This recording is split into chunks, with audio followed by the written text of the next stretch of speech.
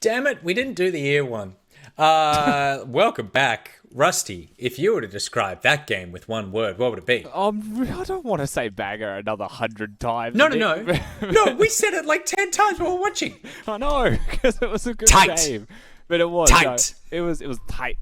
That was a banger. It was a very good game. It was close, right? There was a lot of back and forth moments. The thing that stood out to me the most was that I think like the ability to be able to play the game to your best ability when behind is something that separated Order from Direwolves in that game, right? And I think that you have to give credit to Ayla again for being 0-5, but still being able to constantly find flanks and start team fights. Like, to me, if I was a 0-5 player, I play very differently to how he just did. And it's an extremely commendable trait to actually have, and I'd say it's very much leadership qualities in a team. And knowing Bill, like knowing Ayla, he kind of said that like last year he was trying to tap into this mindset of like what Rusty's talking about, that unflinching, like win-only mindset of like always go forward, always push yourself. And I think that he really has done that. It's funny watching him grow because he's such a young kid, right? 19 years old or whatever he is. But I think that this split in particular, he has like shot up in growth so much. And he's the primary shot caller of Order. I say this all the time because like it is hard to believe. He is such a softly spoken guy. But when you get him on Summoner's Rift, he's the dude bullying Swiper and Harry and Rare around like into the right lanes and making sure that the game plan is set up. So definitely doing a lot of good stuff to ensure Order are winning these games. Rusty, he may not be able to talk trash out of game, but in game, he lets his gameplay do the talking. Yeah, absolutely. Well, congratulations to Order. Very entertaining game. If we could just have this for the rest of the night, that would be fantastic. The reason we have any of this, obviously, is because of our wonderful sponsors. One of those sponsors is EPOS. EPOS want to give you a gaming headset. You want to hear League of Legends better than you've ever heard it before in your life, then you want the EPOS GSP 600 gaming headset. Just head to @OPL on Twitter and reply to the tweet about this competition with your most out-of-this-world gaming experience story. We will pick 2 winners live on the OPL, and we'll give away 2 gaming headsets thanks to EPOS. Full terms and conditions are available at watch.lolesports.com. A very happy Spawn will sign your headset if you want. He has one of them. One of us will sign the other one. You could pick who. Just request it when we tell you that you've won. And speaking of winning, it is time to announce and choose the winners for the second round of the Neo Surf competition. This is the one, obviously, where you get to join our opening titles. There's been a lot of consternation going on with this, Spawn, that you are waiting to be replaced in these titles. Just please be good enough to take me out of the titles. That's all I'm going to say. The problem is, Nick, when you set the bar so high, like I constantly do, I'll be the last person gone. True. And what does that say about me? That I was literally the first person gone. That you paid Kent a better bribe than the other 3 people this call did. That's what it says. I think that's probably right. All right, so we have narrowed down the entries. We're going to go through them one by one, and we're going to pick live the winner and then the runners-up. So the first one comes in from fan favorite, cast favorite, Lady Dubsy.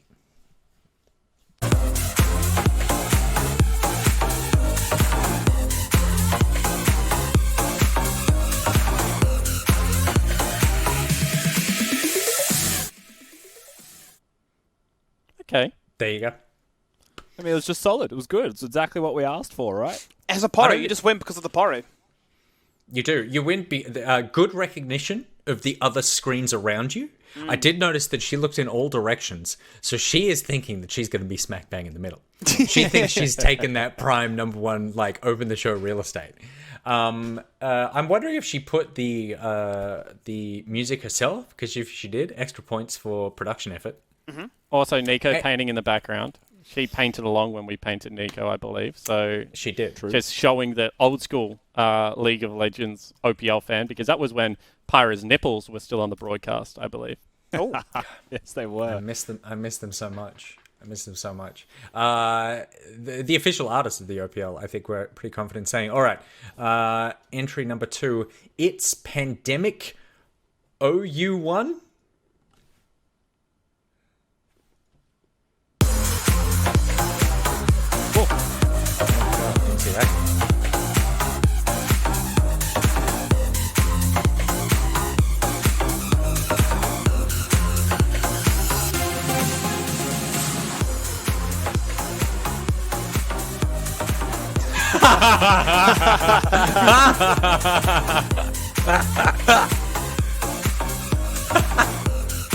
That's weird. That's That good. genuinely weird. That's really good. It's a really hard bar to beat. Like, that's just genuinely very good. It's topical. And, like, it was just, once again, just great awareness of the other cameras that are going to be coming at you as you're in the middle. They're trying to escape it. That's exactly. Spawn's right. That's middle priority right there. Absolutely. That is fantastic. Great wig as well. I mean, to have made Twitch chat actually laugh. I've been trying to do that for 2.5 years. So congratulations. I mean, just a choice entry. I would be proud to have that in our opening titles. There's a lot to live up to here. Of course, I don't want to build it up too much, but you know, unless it's amazing, you're going to get shat on. Me next time, fam. Let's see what you've got.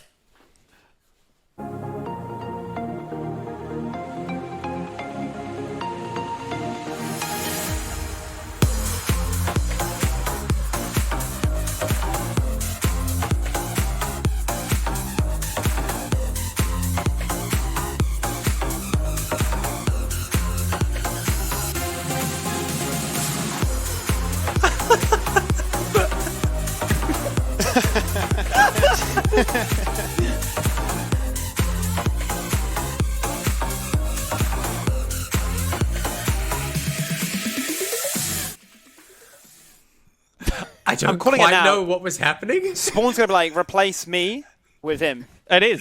I was actually thinking that is the upper middle tile. Done. Yeah, that's what I thought too. So I just, it had to be the case. Because he's pulled in, like, so we've got, obviously, it's pandemic in the middle.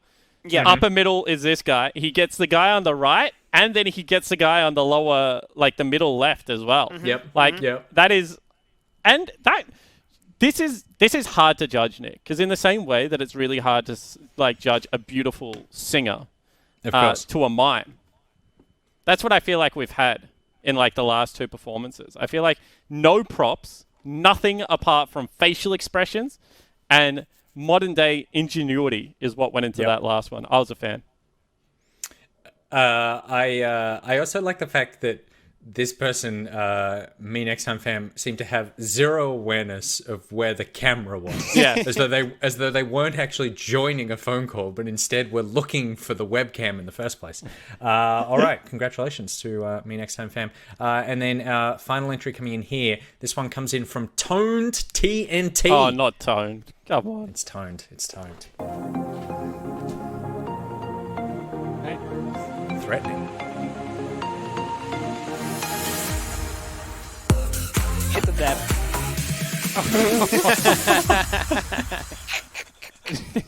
Was he backwards to what the main image was?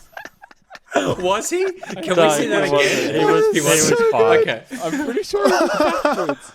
Okay, let's just bring up the video again because my god, the build up there. Yes. I thought it was going to be a dab. I was so ready thought it for was a that dab to too. be like, see you later, Spawn. You know? Nah, he got it. We're good. He's good. He's nailed it. Oh That my was goodness, that is so funny. I feel That's your spot, Nick. That's the opening segment. no, get out of here, Skip. Well, it's not even my spot anymore. It's gone. Oh, true. Yours is gone. Yeah, true. Yeah, it's done. I was offended by everything in that. The trolling, the camera placement was slightly off center. The lack of focus was also very off-putting. Yeah, as it clicked The in. intensity but, of the stare. But then we got memed really hard. So, you know, that's isn't that what the internet is actually all about? Okay, so we've got four. We've got these four to pick on. So we've got Lady Dubsy, It's Pandemic, OU1, Me Next Time Fam, and Tone TNT. I mean, It's unanimous. It surely has do I to be. have to ask? Do I have to I loved ask? Pandemic's one so much. It is Yeah, I an think it's exciting just- thing. It was comedy gold. I I actually would be think what proud I to will have say is that the second round of this competition has been impressive. Yeah. If we are doing round 3, which I don't know if we are. We're in the middle of taking submissions right now. Okay. I like we're the taking helicopter hat submissions. from the previous yeah, one. That of one was course you clever. would. Yeah. Yeah. I like the oranges one. Where Dab's taking me off. I dab, daddy. I'm trendy, I'm a boomer, but I'm trendy. That's correct, Skippy. Don't you forget it, mate. I got a fresh haircut. I can't even remember what I was going to say. I've just been absolutely annihilated on stream. No, you make a good point, which is because the first round of the competition, people are like, I don't know what to expect from this. Yeah. Like, what do I do? Do I do something creative or do I do something really basic? I don't want to embarrass myself. And then you see, oh, actually, these people put in good ones, they win a bunch of money. And then this, so we've just upped our game. So imagine what the next round is going to be like. Even better. Because a reminder that we are in the next round. So thanks to NeoSurf, you can win yourself $500. All the runners up will get $100 each. Everyone will get added to the opening titles. So it's an exciting time to enter an OPL competition, and that is all thanks to NeoSurf. So congratulations to It's Pandemic OU1. Fantastic entry. And I assume you'll get some pretty prominent placement there with that one. You win yourself $500 in NeoSurf voucher credit, thanks to NeoSurf, for you to use on the League of Legends store. And then Lady Dubsy, It's Pandemic, OU1, and Toned TNT, all nabbing themselves $100 credit to use in the League store. So congratulations to all our winners. That is a very exciting time for you. All right, it's exciting time for two teams coming up as well. We've got AV versus PGG. Rusty, help me take the temperature with these two teams, because they've had up and down seasons. Yeah, if I was to initial temperature check, is that PGG looking much better than AV as of late. The big thing with AV that we're always trying to measure is how good is their early aggression, really, because they tend to be that one-punch team. But they've also been changing their AD carry back and forth between these weeks now. And I forget exactly which one it is today. I think it's Gun Crab.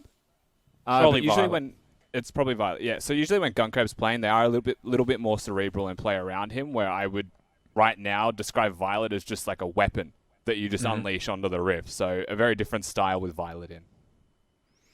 Should we go around the horn and just pick with this one? Because this could be a tight one. Spawn? I think Avant have been playing better, to be honest. I think that they've had a couple of unlucky games. So I'm going to go with Avant Gaming here. Skimmy? Dr. Mundo, he's the king of the top lane. Pentanet as a whole, I'm going for them. And Rusty, reiterate? I'm going to go with PGG for this one, yeah. PGG for them. And for me, I just feel like Mammoth can't lose this one. All right, let's jump into game number 3. It's AV versus PGG, and it's coming up at the Max Chance Select.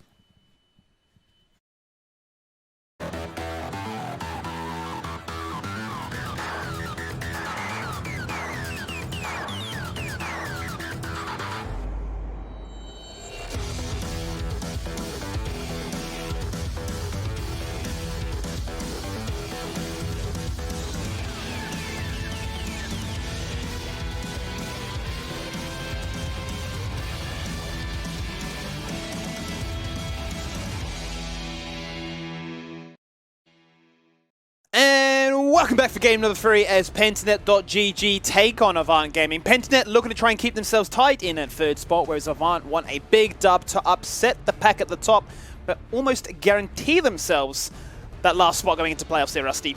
Yeah, absolutely. I mean, every win from now on is going to be crucial for them, and it's not just even trying to get that last spot. If you're a team like AV, for PGG, you want to be in the top 2. You know, it's obviously very important to be as highly placed as you can come playoffs time, getting to avoid best of series, right? That's a massive win. Even though you could build momentum, it's not that simple. You'd rather avoid the best of 5 completely by seeding higher. So AV definitely, I want to say, the hardest place right now in the league in terms of making playoffs, you know, being in that infamous 6th spot. Let's see what happens in this drafting phase, because a few things are going to catch my eye immediately. First of all, Avant are the only team in the league so far that will play its lead. It's the most banned against them, about 46% of the time. That's going to be denied here today, but will we see a set ban? We tend to see that Pabu, if given a chance, will run it. Doesn't matter what his scoreline or CS is. He always facilitates so much pressure as a whole on his map and for his team to work with. Yeah, it's a good suggestion. I mean, he frosts the set. Volley Bear is actually the other one I was thinking of as you were talking about that. They're going to get rid of it themselves. And it's clear that AV, with that ban, do leave open the set if they want. However, on blue side, which is one of the first look-ins we get of PGG on this side of the Rift, may not prioritize that as a first pick outright. It's very clear, obviously, they're going to go for the Ashe in this one. But that does leave open the set. And I think it's the best, you know, one of the 1-2 picks on red side to just lock in the set and give yourself that early flex. As you can see, both teams taunting each other with that Dr. Mundo that has been played twice now by Biopanther to fantastic effect into some very good teams, mind you, as well. Ash is going to be the first pick here, only the second game that Predator will play on it this split. So we get to see what is now the new most meta favorite champion, with Varus no longer even being banned since 10-14, where he took a big heavy hit to his kit. Yeah, you can see Trundle actually locked in here for AV. I wonder if that just opens the gates for Parbu to play whatever he would like. With that Trundle, we're actually going to go for the Bard here. This is what I would always call the legacy composition. It was basically the way that they won the OPL Split 1 finals, with massive plays coming out of Babip and Isles on these respective champions. So very excited to see how AV will do with their respective turn at it. Lots of good pick that comes out of this comp already. Interesting to see that Appy has gone for the Bard. When I think AV, Bard is not a pick that comes to mind. They've never ever played it this entire year. So this suggests to me that they're going to be looking to try and change things up a little bit here and look to try and catch members out of position, look to try and force those early fights, and look to try and capture that identity of early game success and the ability to then snowball it further. I think this was a free set pick here as well. Yep. No massive surprises when you're going to early pick a Trundle. You make it pretty simple. Of course, Trundle's good into set. You place a pillar, and all sets mechanics and kit basically do is walk faster towards things, right? So one pillar can counter you. In saying that, I don't think it's going to completely prevent him from being a team fight carry or champion, which is definitely something that PGG favor when they look towards it. We're going to go for a Syndra here, Skimmy, and the reason that this is interesting is because it does still give the counter opportunity to get back. I'm sure he could consider something like an Azir if he just wants to scale, but he's also one of those players that does have a pretty deep champion pool, and with the changes to Syndra's Q mana cost, you might have a couple of extra picks that may exist. It is a little bit funny because typically speaking, Syndra is a ban against Avant Gaming. They've not actually played it this entirety of Split 2. It has been a pick which we've talked at great lengths, especially when they can sub in the likes of Guncrab to play the more mage conventional champions in that lane. Obviously, it has taken a bit of a nerf to the Q ability. But we get to see where they do decide to lock it in the end. Azir and Twisted Fate. Yep, targeting get back there. Yeah, 2 get back champions. That's not too surprising. If you're going to prioritize a mid laner as your third pick, you tend to give the 2 bans over to Chaz in this case. It does mean that you'll be countered, right? You just get rid of the worst counter pick options that exist. One of the other things that is often seen into Syndra, not as much anymore, is we're going to be channeling some Jhin here. LPL draft. I'm excited. I'm already hyped for this one. There's the confirmation. You bring Guncrab in. He does some crazy things. I'm loving this already.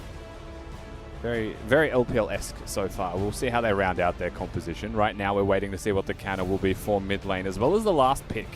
So, both solo laners, presumably, are going to be the things that is left standing. And with this Orianna locked in, not knowing his top lane matchup, you would expect a tank of some kind for Biopanther. He does preference that. I mean, this one may be a hover this time, but is it? It could just be locked in knowing him. But you'd expect could be a something confirmation. like the Ornn or the Scion as well. Every single person this entire series, or this entire draft phase, I should say, has actually hovered the Mundo, just poking the bear. And he's going to say, look, enough poking the bear. Let's hug the bear instead. And let's actually lock that one in. So, Pen have guaranteed the composition. 3 major targets now to allow the ability of a shockwave to be guaranteed. What is the response here from Avant? And, you know, PGG keep doing this. They keep picking a bunch of tanks where the Mundo isn't super needed, but just adding him to the front line makes them very beefy. Now, of course, this one is a blind Mundo. Again, not going to be seen on the red side this time, PGG. So the counter was there for AV. Paprise is going to pick himself the Aatrox into it. And can very easily buy Healing Cut in his item build. Does do a decent amount of damage, but not super early, right? So Aatrox is one of those characters that'll hit level 6 and suddenly his power starts to stack up. You know, hit one item and it gets worse and worse. You saw Chippy's last game. You know what the champion is capable of if he gets snowballed. So a bit of extra damage into AV's comp. No tanks though, really, besides Trundle, depending on who he else. And that could be a concern because, as you quite rightly pointed out, Pentanet continue to stack tanks. They continue to find pressure impacts that work for them. And much like the situation with Order and Swiper playing Scion, they continue to find success with a pick, which just doesn't get shown the respect it should. The thing with this Aatrox, right, is I wouldn't have minded if it was a tank, or like something like an Ornn, you know, something with mid to long range engage, would have been quite nice. something that isn't super committal like the Malphite, so to speak. Mundo would have actually been decent in their comp, just quietly. But the reason that their comp is really dangerous is because they've gone for the Jhin with the Bard, with the Trundle. You put those three together, and it is so easy to pick people. You know, you hit a pillar, suddenly a Bard ult's out, or suddenly a Jhin W's out, they're trapped, and then you follow up damage. You've got a Syndra stun as well. You know, they have an abundance of things that can catch out individual members when they're grouped up on the same screen. And the Aatrox isn't necessary, right? If they're able to generate those picks as just 4-man, that top lane champion could have been anything. So it's nice to be Pat Bryce at a draft like this. It certainly is, and he'll be looking to try and catch out the Dr. Mundo in this game. A pick, once again, that Bio loves to see. I'm really excited here for the Jhin. What can it bring to the table here today? A pick that we don't commonly see, but a meta in the bot lane that continues to evolve as each patch goes on by. Pentanet.gg on the left-hand side, fighting to keep themselves tied in at third, whereas Avant on the right-hand side are looking for a big, big victory here to disrupt the impact, and that is fancy feet there from Rogue. Flashes blindly across the wall, guarantees the hook, full set of flash and a heal, and he may just get run down by the annoyance of Anash. There's first blood for Pentanet. Yeah, that was 4 flashes used. They really wanted to make sure that that was secured. In saying that, 2 of them are Hex flashes, Skimmy. So it's not horrible in the end. It also does mean that Guncrab's going to be going into laning phase with 0 summoner spells himself. So risky position now to be a Guncrab, risky position to be this Jhin into an Ashe Nautilus.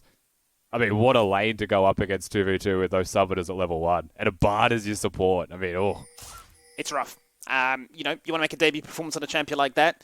We've already taken a lot of the insurance policy away from him right now. And Rogue, once again, continues to dazzle on these champions that possess hooks. Yep. You see him on the Fresh. The guy is arguably the best Fresh in the league. But with a start like that on the Nautilus, he continues to dazzle.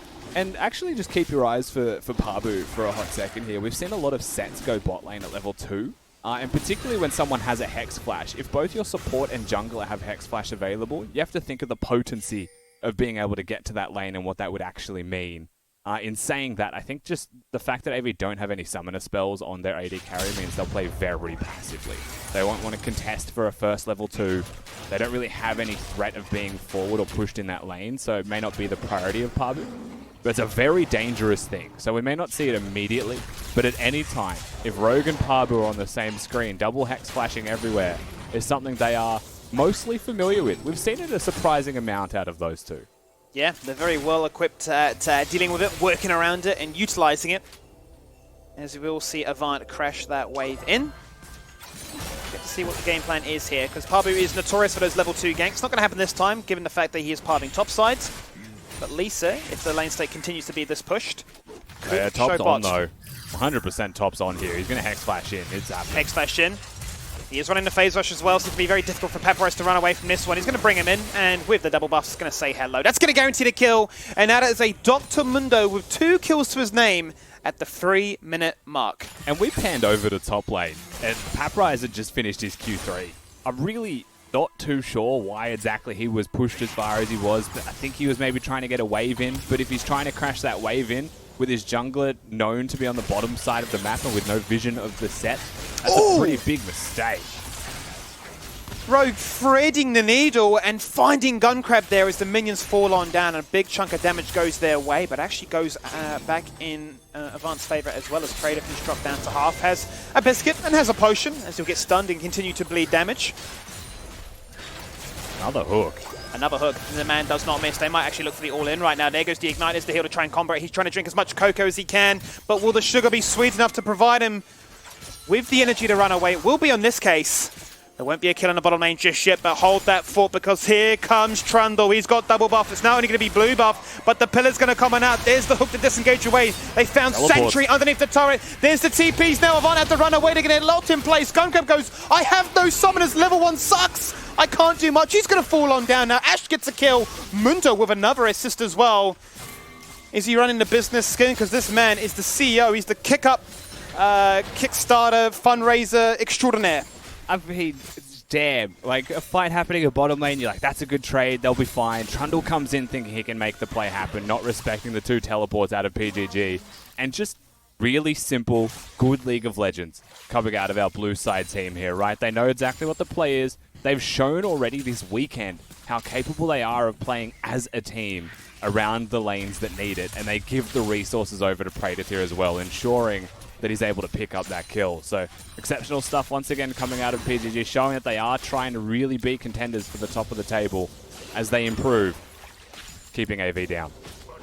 If you wanted to see them punish the fact that there were no summoners in that bottom lane, that's exactly what they did. And, it's a really good heads-up play there from Pentanet to turn things around, when Avant was saying, we need to try and do something here. Both were quite low. The proactive plays favour them greatly. I think your only way out of that was double teleporting to match them, but the timing wasn't great. Hang on.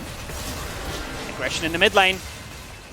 Both Lisa and Abby had the spidery senses to hang out in mid-tri-bush, in mid-pixel brush. They're going to turn things around, so this time they won't fall victim to the aggression that Pentanet are thrown their way. Yeah, Rogue just...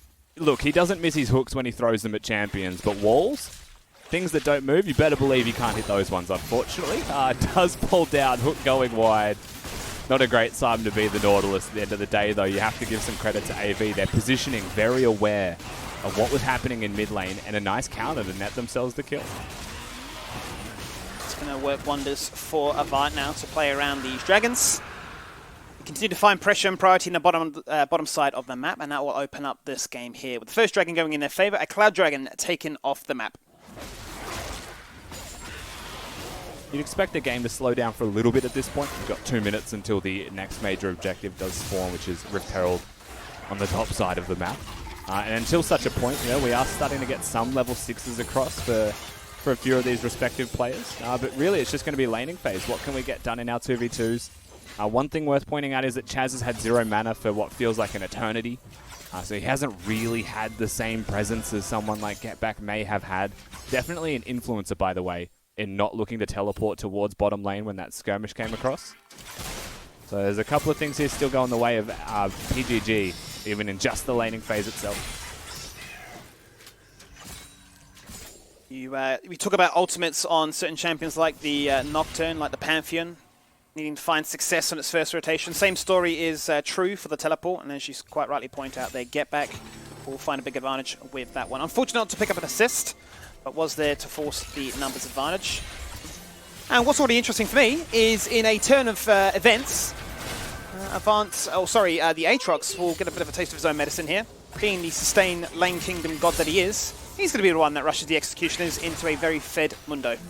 Yeah, but he is going to rush it. I'm a big fan of this. Does mean that if they look for any early skirmishes, it's going to be super relevant. And he's managed to catch up decently well. Considering there was a level 2 gank up there from the set, they force him to recall, die rather. Goes back to base and has to really walk his way back to laning phase. Biopanther going bot lane, good for the team of PGG, does catch the Aatrox up. And we mentioned this briefly before, but getting an Aatrox to a position where he's going to be strong can prove to be dangerous for an opposing team. As we saw Chippies do last game, Paprise will have his moment, will have his opportunity, because they're not far enough ahead yet to say that any kind of closure exists. PGG side of this, just a nice start.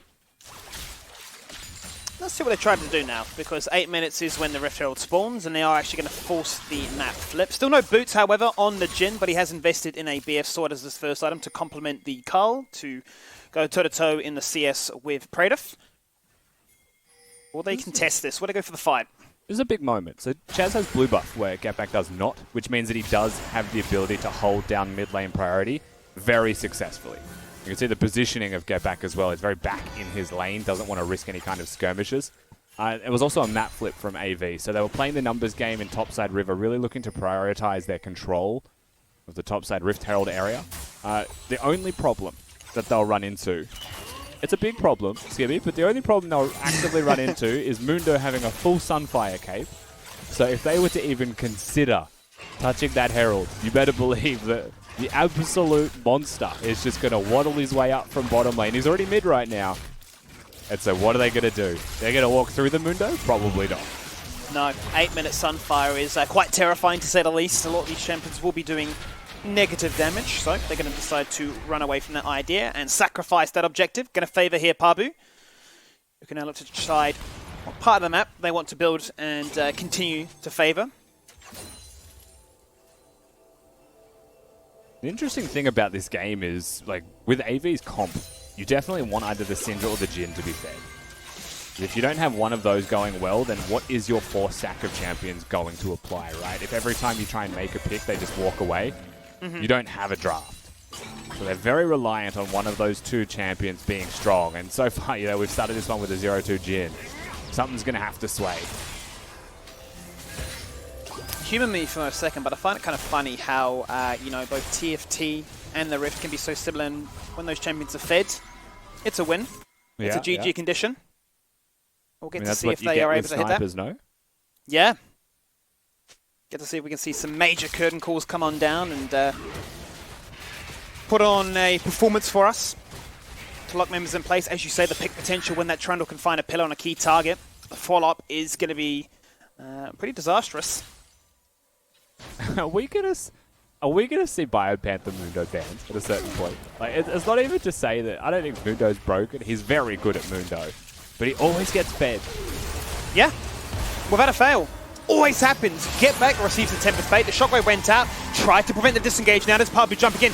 Gathers 3 members together to say Kumbaya, but they're forced to back away from this one. Chaz very low, blue buff or not. He can't do much. He's still got Unleashed Power, and he still has the flash forward. But Parbu, the saving grace, he is the protection factor and ensures that his team are still alive to go for a full 5v5 for this next Dragon.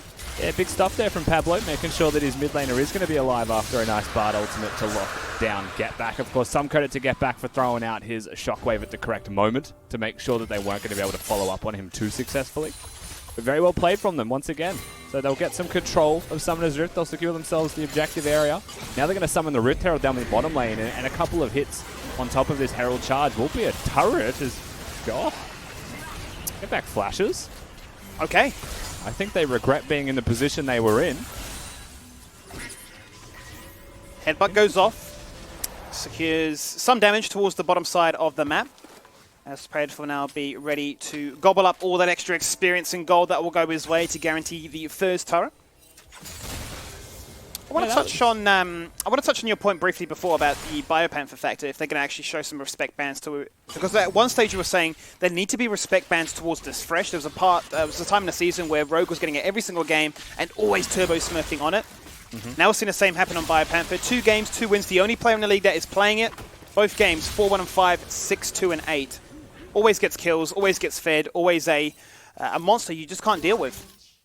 We've actually had this conversation as well with Orianna in general, right? We were talking about there's only 3 Ori players in the league. This was the week before. There's like 8 of them. The question was, do you just ban Orianna against those 3 teams? Because players like Claire were just having absolute pop-off performances. Chaz was actually one of the other ones, right, that was playing out of his mind on the pick. We didn't ever see it.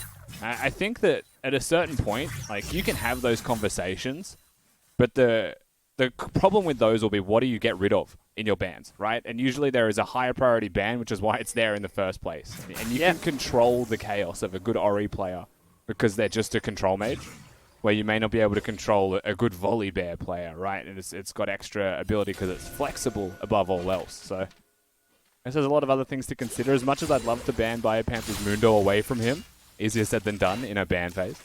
It certainly is. Certainly is indeed, as we'll see what they can try and do now to stabilize this game, because it is Pentsnap, despite everything seemingly going their way. At the 13-minute mark, the gold lead is still very fragile at only 1k. Yeah. Gold difference isn't going to be nearly enough yet.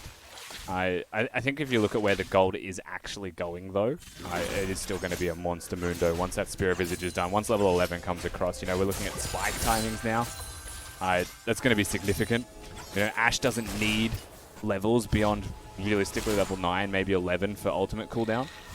Similar thing for Syndra.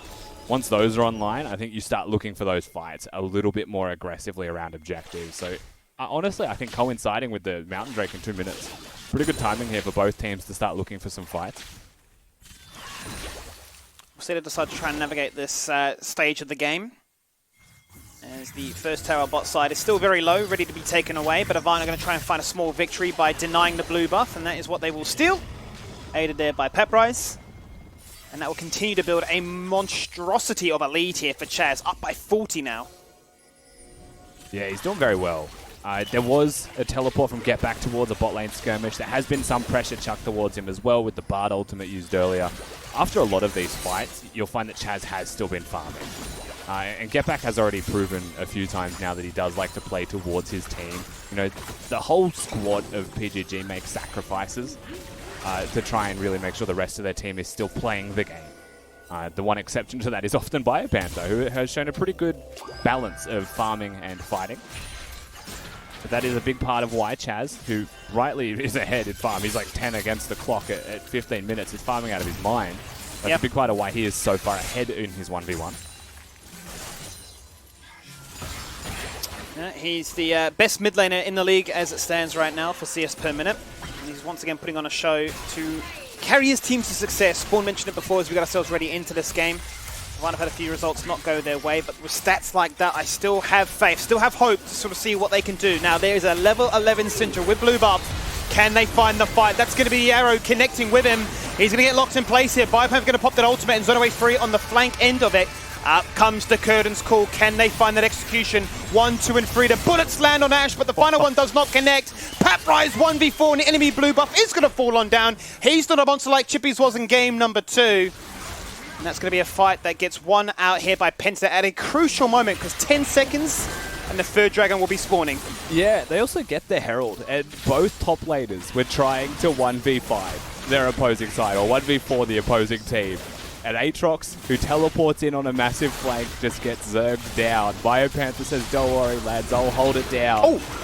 Happy. All right. Well, the trade comes across in the end, but the full combo was used there by Get Back, and then the exhaust came out. So, it's a trade. I think Avant will be quite happy with that one, because they removed the shockwave factor. Yeah, Get Back goes down with teleport available, and also didn't use his flash in that one, so maybe a little bit regretful with that, but hey, you take the money, you can put it in your own pockets, you're happy.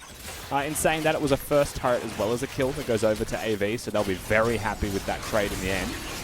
Still looking at the Drake though. They certainly are. They're not too phased by the fact that they've lost their mid lane, and he's going to be up on the live right now, and he's going to be able to TP in if they can find a wall, but that's going to be Biopumper jumping on in, and then the mid laner to join them. They guarantee the fight, they guarantee the objective, and they guarantee everything going their way. Healing Cup comes online here for the Dr. Mundo. He has no ultimate, bear in mind, so this is sticking damage.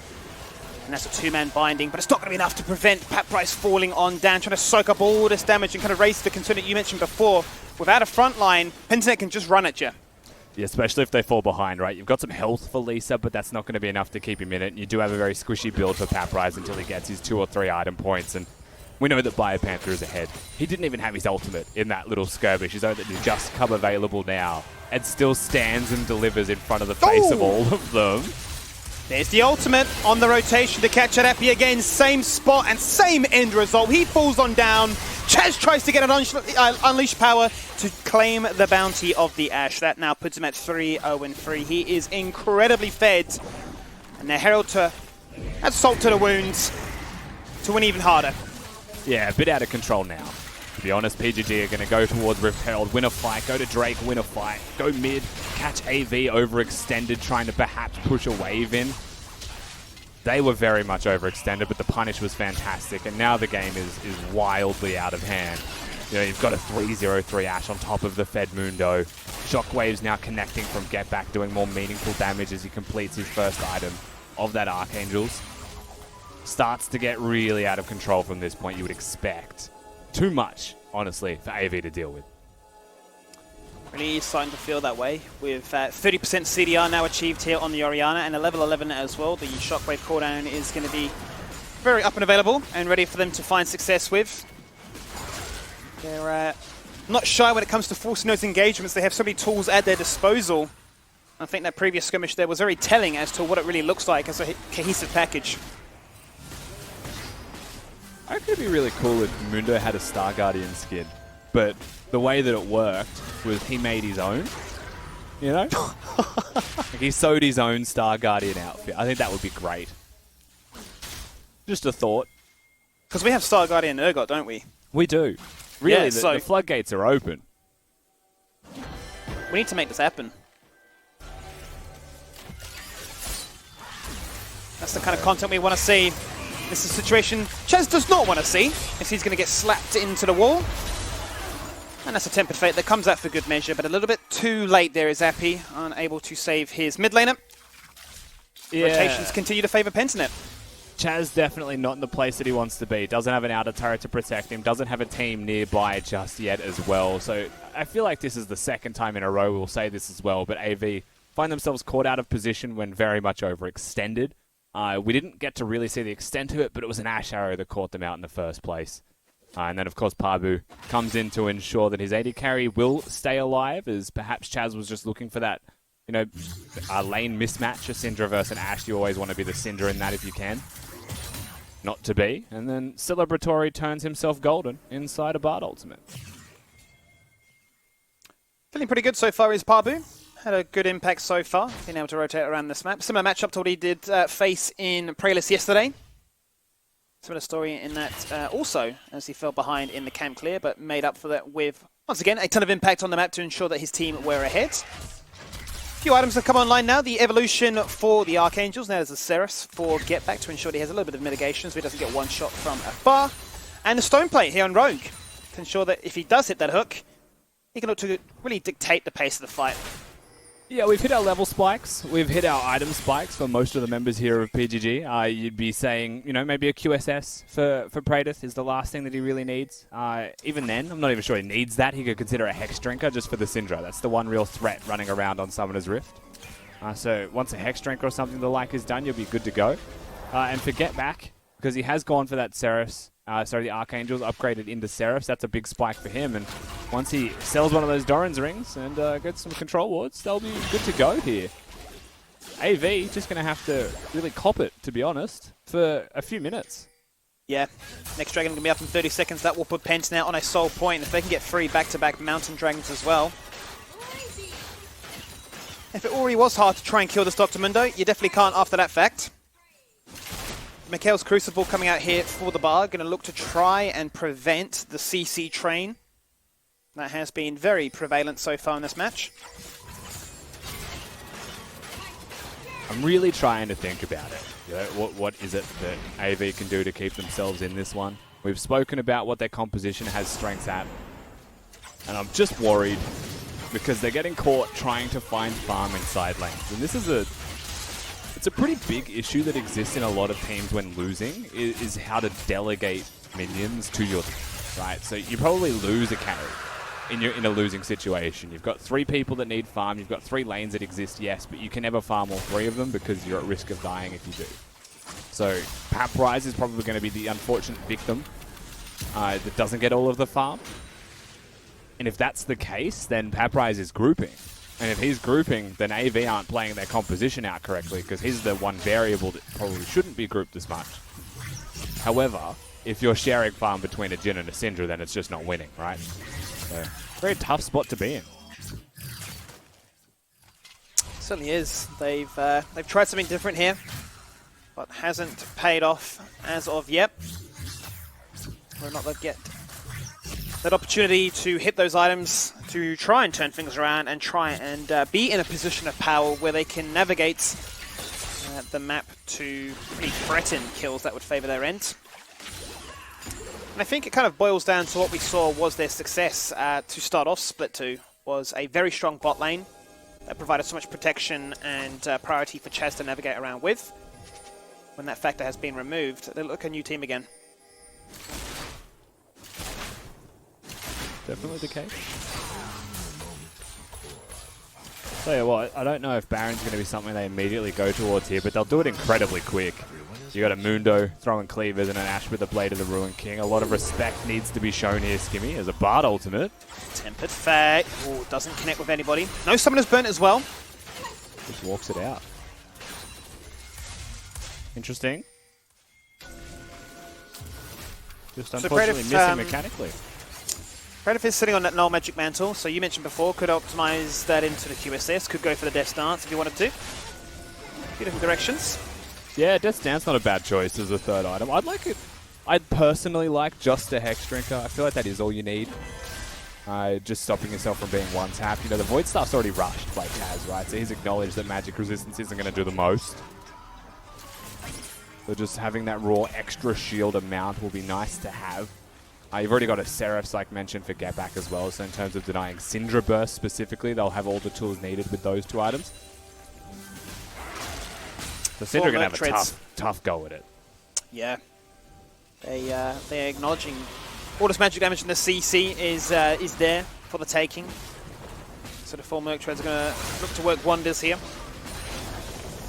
But I start to wonder, what is the ideal pick target that Avant are hunting for? Will they look to try and remove the set from the equation so he can't combo with the rest of the team? Or try and remove the shockwave? What is the go-to here? I definitely don't think it's set. That's a tough one to pick, right? Yeah. It has to be an Orianna or it has to be an Ashe. They're your only 2 options. We saw this yesterday, man. If you try to take those carries out and you forget about Biopanther, he's still just going to stand there and absolutely headbutt the crap out of you. Yeah. And you're still going to lose the fight. So, I mean, that's the thing. But, like, this game is at a point where PGG are just in such strong control. We're waiting for, like, a Baron or an objective to bring AV out of their little shell, right? And the second they're brought out of their shell, this game can just become it. Like, that's just one fight GG type of game we're at right now. Still waiting for that moment, though. I will say, admittedly, PGG are a team that have tendencies to slow the game down, arguably too much at times. That is something that has been recognized not just this split, but even last split with a different roster. I think you can see here they're quite content that Avant aren't too keen to force fights at the moment because it is still beneficial to them. You're now going to see that Aegis get completed there from what was that magic mantle on Praetor. Tempered Fate, once again, will go out. Actually makes the ward look nice and shiny. Still, once again, no summoners. Thornmail has been completed on Biopanther. So, very, very difficult to try and take him out now. But this could be a pick, or this could be an item that favors the journey. He's gone for the Rapid Fire Cannon. So might just have enough range to cycle through all those empowered auto attacks to contest this 4th dragon. That's a flash, that's a journey. And yeah, that's what Jin has out his mobility now. Yeah, Flashless Jin's going to have a pretty good time in the coming team fights if they look for it, right? We're going to go down mid lane right now. Chaz is also grouped up with Guncrab, so the skirmish is possible. Oh, never mind. That's just a 1v1 solo kill there with the shockwave as Biopanther walks on in with his W running and says burn is the words, and you can't escape death from afar. Flash upon flash, journey upon journey. Pubis says, where on earth are you going? He brings them back together and touches the wall as they take him down for an easy double kill, a flawless double kill at just that. And, well, Baron, Dragon, Pentanet have all the options. Yeah, they're going to try and get a recall off that's actually going to get cancelled. Lisa now definitely stuck on the wrong side of the map, just going to have to reset. You've got Mundo who's going to be able to solo out the Drake soul as well. No contest from the opposing side, and Lisa is actually recalling. So it's very clear that they're just going to be conceding both major objectives here. That's not just soul point, that is the soul secured.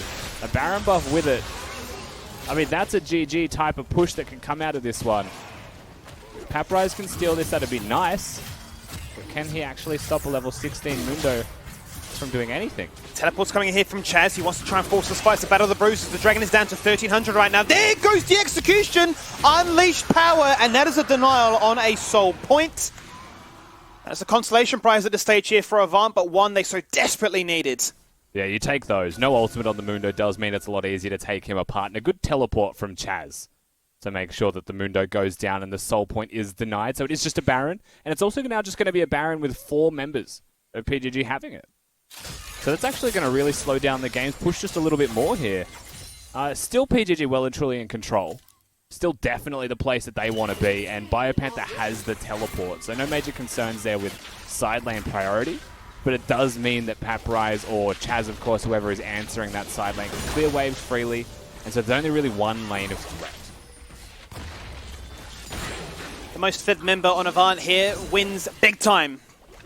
Gets a shutdown, gets a turret, and gets a ton of gold to now build even further into that third item. Gonna need it. Their unleashed power hit like a truck. That was a Mundo, bear in mind, with about 280 magic resistance. And yes, whilst he was low, it looked easy. Where to from here is the question. AV are going to be stuck within their base pretty much at all times. We mentioned that it's probably going to be a one-lane threat, but the question there is how do they actually deploy around the map? I like what they're doing so far. You know, they're going to try and get some blue side jungle control here on AV's side of the map. And they've got Biopanther top lane. So they don't have a lane that is close enough for someone to be able to walk from, like, you know, mid to bot lane. As you push further and further into AV's base, the distance becomes less and less. So a lot easier to just walk instead of having to teleport. And increasing that distance, I like this from PGG. It does make the decision to teleport much more costly. And the decision to send someone into the side lane, now it has to be Paprise, right? It can't be Chaz. It's a nice little move here from them. Two-man push between two different lanes. As Paprise continues to respond and matched out by Panther.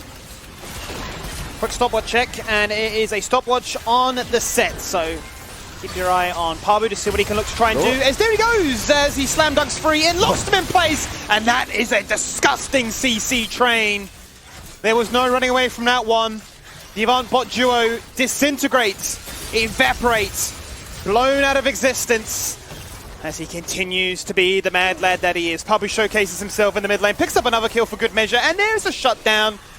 With Avant, they have Chaz, and he is the lifeline that is holding this game in the balance. Yeah, Chaz is trying his heart out here, Skimmy, but will they be able to stop the Nexus from just straight up falling down? No one stopping Praetor from being able to hit these structures. So you would expect that would be it, but Chaz standing resilient. Both the Nexus turrets have fallen on down, as have the inhibitors as well, but Avant have done just enough to prevent the game ending here at 30 minutes in. They'll pick up another kill, and it's that man again, Chaz. 4 kills to his name. They may have just bought enough time to play for another soul point, and more importantly, another Baron contest. And I feel like Rogue really actively sacrificed himself there. Could have hooked the opposite direction and got out with his life, but seems like he wanted to protect Praetor. So he does go down. Praetor does survive, and the Nexus being bare, being completely open and able to be hit, does present a lot of risks for the side of AV. Can't leave their base whatsoever. They are stuck. Their control ward placement goes inside the base itself now to make sure there's no double teleport backdoor plays. Anything is possible in a position like this, and really it does feel like we're just delaying the inevitable.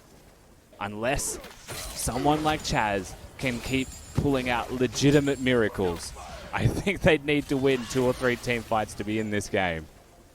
It feels like the story of the season continues to impress, but just unable to find the victory screen. I really like the point that you highlight there with the control wards in Avant's base as well. 2 control wards to prevent that teleport in. But still, you've got these minions flooding towards that base with one direction, with one decision in mind. Let's close this out, the reset, the recall, the item purchase, and all the power online here for Pentanet to gear up for that final push. Nice damage under Bio. The more they can do to him before he ults, the better. Hoof.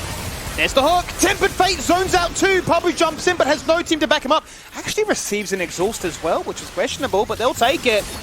Hook after hook. Cooldown after cooldown. As they wait for another set of super minions to crash on into the base. Avant need to fight right now. They could go for the end here.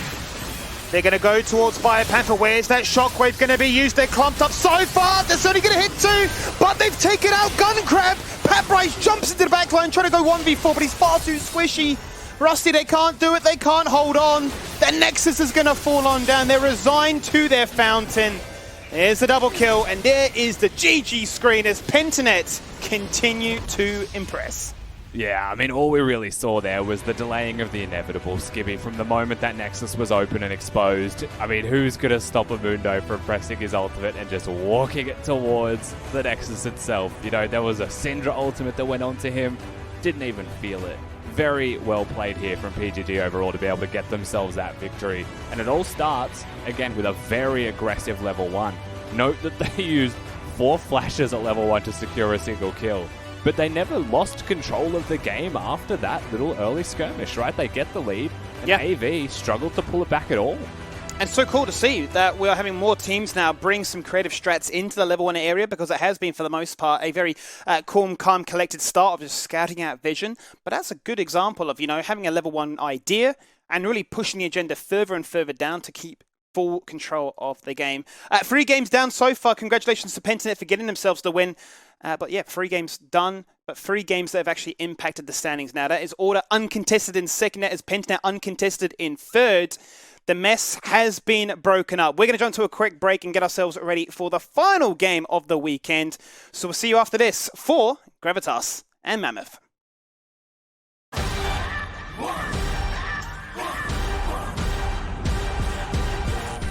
Today is the NeoSurf Cup, and we're going to be playing against Misfits, so hopefully we can bring home the win. NeoSurf is simple, safe and secure. You can go to your local shop and get a voucher code and use it online, preferably to buy League of Legends skins. He's got it! This is deadly! He's got it!